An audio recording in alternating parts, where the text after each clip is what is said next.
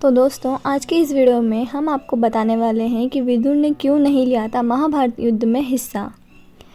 इतने शक्तिशाली होने के बावजूद भी महाभारत के युद्ध का हिस्सा नहीं बने विदुर, आखिर क्यों? तो दोस्तों, आपको बता दें कि विदुर असल में धृतराष्ट्र और पांडु के भाई थे तथा कौरवों और पांडवों के काका थे।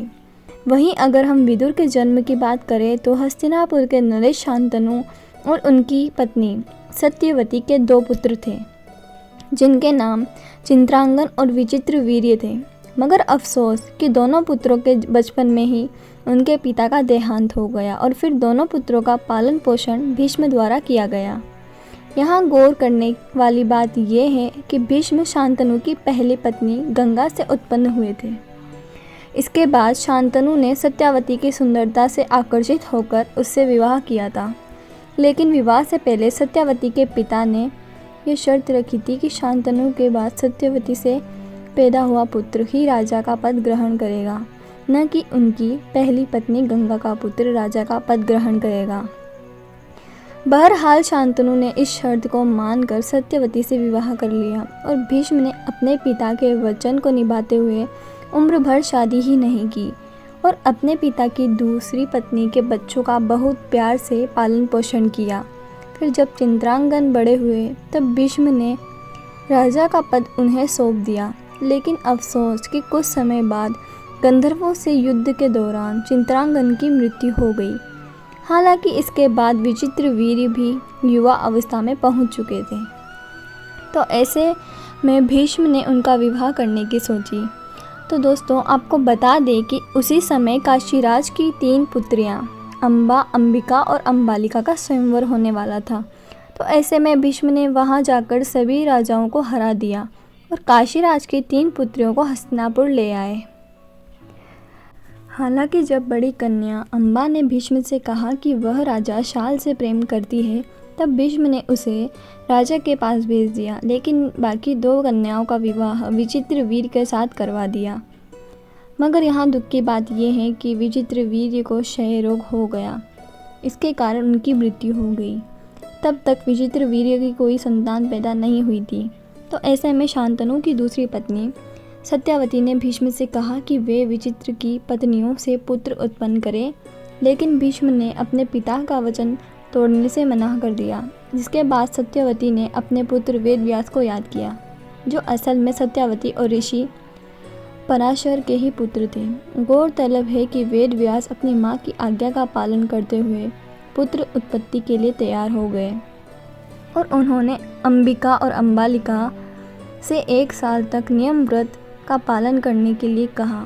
फिर 1 साल के बाद वेदव्यास ने माता सत्यवती से कहा कि अंबिका और अंबालिका को एक एक करके निर्वस्त्र होकर उनके सामने से गुजरना होगा, लेकिन दोनों को ऐसा करने में काफ़ी असहजता महसूस हुई।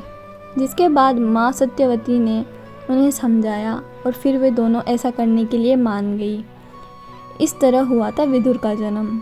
तो दोस्तों, बता दें, जब वेदव्यास अंबिका के पास गए तब अंबिका ने अपने तेज नेत्र बंद कर लिए।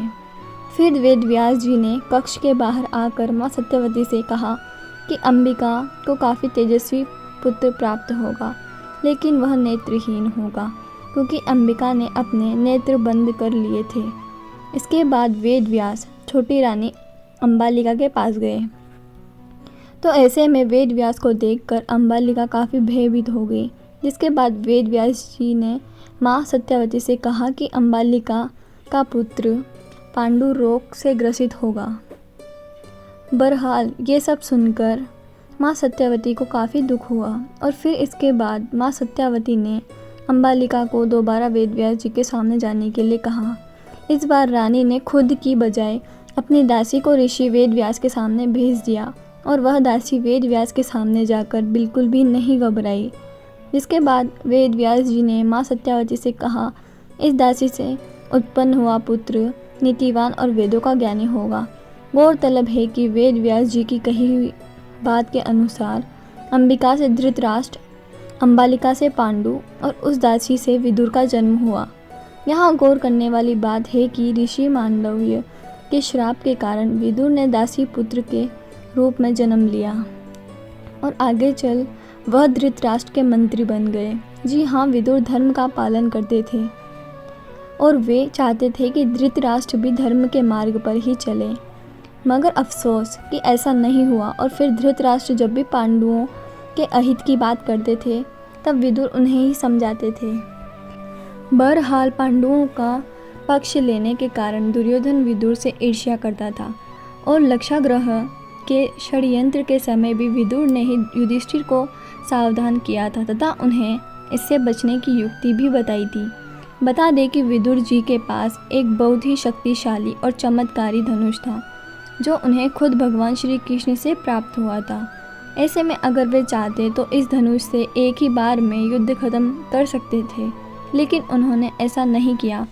दरअसल बात यह है कि एक बार विदुर ने दुर्योधन को युद्ध न करने की सलाह दी थी, जिसके बाद दुर्योधन ने विदुर को अपशब्द कहने शुरू कर दिए थे, जिसके बाद विदुर जी ने गुस्से में अपना धनुष तोड़ दिया और ये प्रण लिया कि वे युद्ध नहीं लड़ेंगे। तो दोस्तों, जी हाँ, विदुर जानते थे कि अगर वे युद्ध में लड़े तो उन्हें कौरवों की तरफ से लड़ना होगा, यानी उन्हें अधर्म के पक्ष में रहना होगा, और इसी वजह से उन्होंने युद्ध न करने का फैसला लिया। इसके साथ ही उन्होंने धृतराष्ट्र को भी समझाया कि दुर्योधन उनके कुल का नाश कर देगा, इसलिए इस युद्ध का परित्याग करने में ही समझदारी है। लेकिन तब विदुर की बात किसी ने नहीं मानी और इसका परिणाम ये हुआ कि कौरव महाभारत के युद्ध में बुरी तरह से हार गए और लड़ते लड़ते मर गए। तो इस वजह से इतने शक्तिशाली होने के बावजूद भी महाभारत के युद्ध में नहीं लिया विदुर ने भाग और युद्ध लड़ने से ही इनकार कर दिया। तो दोस्तों, कैसी लगी आपको ये वीडियो? अगर आपको ये वीडियो अच्छी लगी हो तो इस वीडियो को लाइक ज़रूर करें और अगर आप मेरे चैनल पर पहली बार आए हैं तो इस चैनल को सब्सक्राइब ज़रूर करें ताकि मेरी हर वीडियो का नोटिफिकेशन आपको तुरंत मिल जाए।